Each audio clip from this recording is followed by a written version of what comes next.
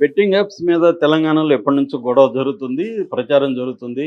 Betting apps వల్ల చాలామంది ఆత్మహత్యలు చేసుకున్నారు. దాదాపు సంవత్సరానికి తెలంగాణలో మాత్రమే 20-25 మంది ఆత్మహత్యలు చేసుకున్నారని ఒక లెక్క చెబుతుంది. సో, అసలు ఇప్పుడు ఈ ప్రెజెంట్ సంఘటన అత్యంత దారుణంగా కొడుకు కన్న తండ్రిని ఈ బెట్టింగ్ యాప్ వల్ల చంపేశాడు. సో, అసలు ఇతను ఎందుకు చంపాడు? ఎలా చంపాడు? ఎలా పోలీసులు పట్టుకున్నారు? దాని తర్వాత అసలు ఈ బెట్టింగ్ యాప్స్ ఎన్ని రకాలున్నాయి? వీటి లీగల్ పరిస్థితి ఏంటి? తెలంగాణ గవర్నమెంట్ దీన్ని ఆపడానికి ఏ రకమైన ప్రయత్నాలు చేస్తుంది? ఈ విషయాలు మనం మాట్లాడుకుందాం. ఇదేంటంటే ఇతను వనపర్తి జిల్లాలో ఘనాపూర్ మండలంలో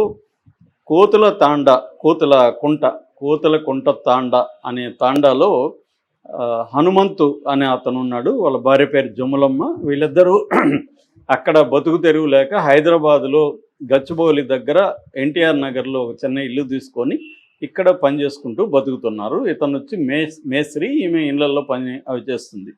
వీళ్ళకి ఇద్దరు పిల్లలు, రవీందర్ అండ్ సంతోష్. రవీందర్కి 19 ఏళ్ళు. ఈ అబ్బాయి ఇంటర్ చదివేసి ఖాళీగా తిరుగుతున్నాడు. నెక్స్ట్ డిగ్రీ కానీ ఏదన్నా చేయించాలని చెప్పి వీళ్ళ నాన్న అతను గట్టిగా ప్రెజర్ చేస్తుంటే, డబ్బులు లేవు కదా, నేను ఎక్కడ చదువుకోవాలి, దానికి ఫీజులు దీనికి ఫీజులు అని ఏదో చెప్పాడు.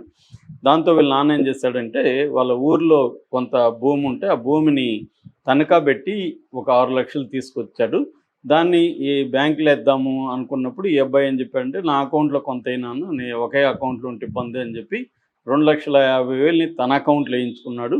సో, వేయించుకొని ఇతనికి ఆల్రెడీ బెట్టింగ్ అలవాటు ఉంది. సో, బెట్టింగ్ యాప్స్లో చేసే అలవాటు ఉంది. ఆల్రెడీ ఇతను అప్పుల్లో ఉన్నాడు. సో, ఈ 2 లక్షలు కొంత అప్పు తీర్చి కొంత బెట్టింగ్ ఆడడం మొదలుపెట్టాడు. వాళ్ళ నాన్నకి తెలియకుండా మిగతా 3.5 లక్షలు కూడా డ్రా చేసేసి దాన్ని కూడా ఈ 6 లక్షల్ని బెట్టింగ్లో పోగొట్టుకునేశాడు. సో, ఇప్పుడు వీళ్ళ నాన్న ఏంటంటే, ఏదో పని కోసం బ్యాంక్లో డ్రా చేయాలని వెళ్తే బ్యాంక్లో డబ్బులు లేవు, ఆల్రెడీ మీరు డ్రా చేసేసారని చెప్పారు. దాంతో ఆయనకి మామూలుగా కోపం రాలేదు. దాంతో సీరియస్గా వచ్చి వీడిని తిట్టాడు. నువ్వు ఏం చేసావు ఏంటి అది అంటే, నేను ఫ్రెండ్స్కి అప్పిచ్చానని చెప్పాడు ఈ అబ్బాయి. సో, అయితే మా ఫ్రెండ్స్ దగ్గర తీసివు, నాకు చెప్పకుండా ఎలా ఇస్తావు గొడవ అయింది. బాగా తీవ్రంగా మందలించాడు. ఎందుకంటే ఆయన వెరీ హార్డ్ వర్క్ చేసి పోషిస్తున్నాడు. మరోవైపు ల్యాండ్ తాకట్టు పెట్టాడు. వీడేమో చేయకుండా ఫ్రెండ్స్కి ఇచ్చాను అంటున్నాడు. ఆయనకు తెలియదు ఈ బెట్టింగ్ వ్యవహారాలు అని చెప్పి ఆయన కోపంగా తిట్టాడు. దాంతో ఈ అబ్బాయికి ఇప్పుడు ఈ డబ్బులు ఎలా ఇతనికి 6 లక్షలు ఇప్పుడు ఇవ్వకపోతే ప్రాబ్లం అని చెప్పి ఇతను ఏమనుకున్నా అంటే, నాన్నని చంపేస్తే సమస్య సాల్వ్ అవుతుందని డిసైడ్ అయ్యాడు. దానికి ఒక స్కెచ్ చేశాడు. ఈ ఎన్టీఆర్ దగ్గరలో ఒక ఖాళీ ఎంటీ ప్లేస్ ఉంది. ఆ ప్లేస్కి మా ఫ్రెండ్ అక్కడికి వస్తానన్నాడు, రా అని చెప్పి తీసుకెళ్తా ఆ ప్లేస్. ఎక్కడరా మీ ఫ్రెండ్ అంటే, వస్తానన్నాడు, నీకు ఒక సర్ప్రైజ్ ఇస్తానన్నాడు డబ్బుతో పాటు అని చెప్పి తనకి కళ్ళకు గంతలు కట్టాడు నాన్నకి. ఆయన నిజమేని నమ్మాడు. సో, కళ్ళకు గంతలు కట్టి తన ముందే కత్తి తీసుకెళ్ళాడు. కత్తితో గొంతులో పొడిచి గొంతుని కోసేస్తాడు. దాంతో ఆయన చనిపోయాడు. దాంతో అతను చంపేసినాక వాళ్ళ బాబాయ్ రమేష్ అని ఉంటాడు, అతను కూడా గచ్చిబౌలిలోనే ఉంటాడు ఎన్టీఆర్ నగర్లో. అతనికి ఫోన్ చేసి, ఇలాగా నాన్న నేను వచ్చాము, నాన్న నా మీద కోపంతో కత్తితో ఆయన పొడుచుకొని చనిపోయాడు, గొడవ అయింది మా ఇద్దరి మధ్య అని ఒక కథ చెప్పాడు. వాళ్ళు కూడా నిజమే నమ్మారు. ఎందుకంటే కొన్ని రోజుల నుంచి గొడవలు జరుగుతున్నాయి తండ్రి కొడుకుల మధ్య. ఆయనేమో ఆవేశంలో కత్తితో చనిపోయాడేమో అని వాళ్ళు నమ్మారు. దాంతో బాడీని తీసుకెళ్లారు. కోతులకుంట తాండాకి తీసుకెళ్ళి దీంట్లో దహనం చేయడానికి ట్రై చేస్తుంటే అక్కడ ఊరి పెద్ద ఆయన వచ్చాడు. ఆయన ఇవన్నీ చూశాడు. ఏం జరిగింది ఏంటి అని అవన్నీ అడిగితే ఆయనకు కొంత అనుమానం వచ్చింది. అంటే ఆ గొంతులో అతను అలా పొడుచుకొని చనిపోవడం కొద్దిగా ఆడ్గా అనిపించింది అతనికి. దాంతో అతను పోలీసులకు ఫోన్ చేశాడు. ఏదో డౌట్ కొడుతుందని ముందుగా కొడుకుని అడిగాడు. వాడు కూడా కొంత కన్విన్సింగ్ సమాధానాలు చెప్పట్లేదు. దాంతో ఆయనకి డౌట్ వచ్చి పోలీసులు ఫోన్ చేస్తే పోలీసులు ఈ అబ్బాయిని పట్టుకుపోయారు. ఫోన్ అవన్నీ చూశారు.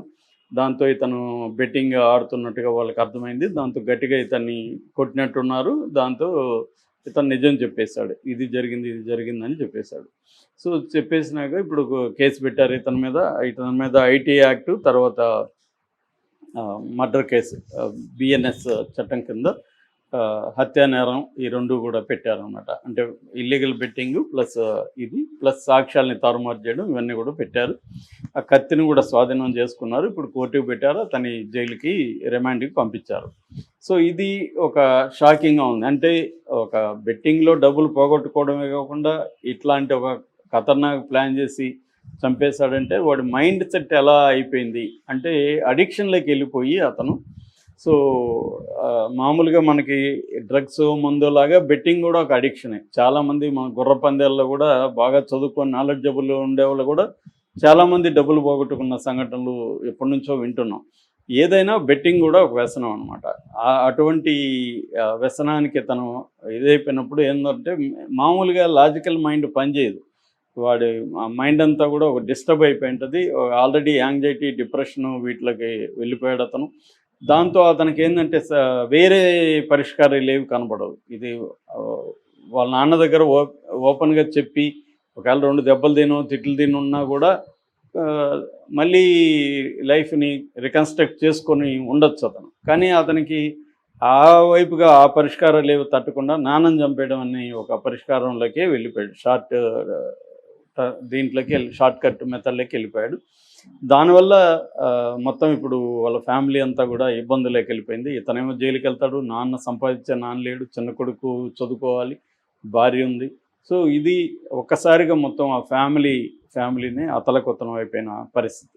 అయితే బెట్టింగ్ యాప్స్ మనం చూస్తే ఇండియాలో 5 రకాల బెట్టింగ్ యాప్స్ ఉన్నాయన్నమాట.